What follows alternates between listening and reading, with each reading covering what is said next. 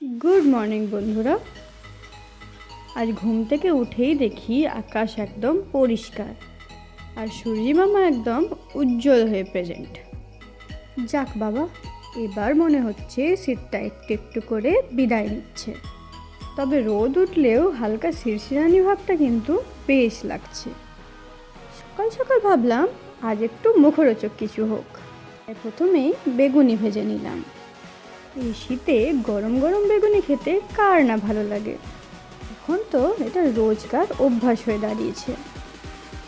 মনে আছে কিছুদিন আগে আমি কিছু ফ্লাওয়ার পট আনবক্সিং করে দেখিয়েছিলাম, কিন্তু আলসেমি করে গাছগুলো লাগানো হচ্ছিল না। তাই আজ ভাবলাম আলসেমি ঝেড়ে ফেলেই দিই। কি দেখুন, 4-5টা রঙিন সব ফুলের চারা এনেছি। তারপর এই পটের মধ্যে এদের সাজিয়ে ফেলি।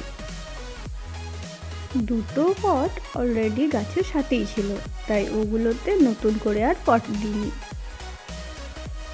এবার আমার চারাগুলি লাগানো শেষ।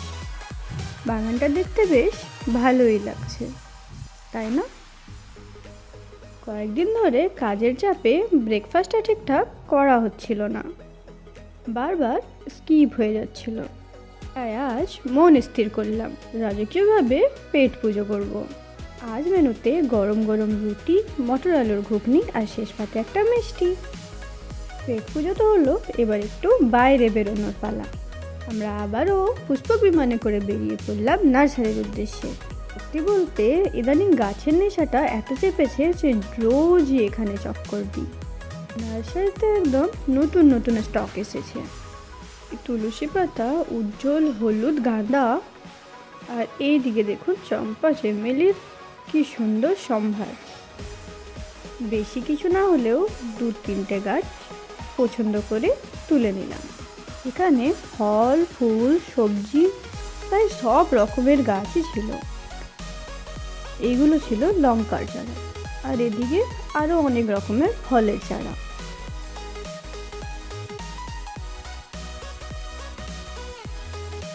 আর এখানে ছিল তুলসী আর কারি পাতার গাছ, সেগুলো একটা করে নিয়ে এসেছি বাড়ি।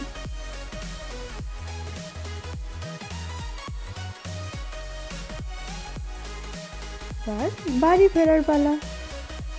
আজকের এই ছোটোখাটো ব্লগটা কেমন লাগলো জানিও।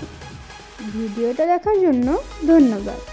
দেখা হচ্ছে আবার পরের ব্লগে। টাটা।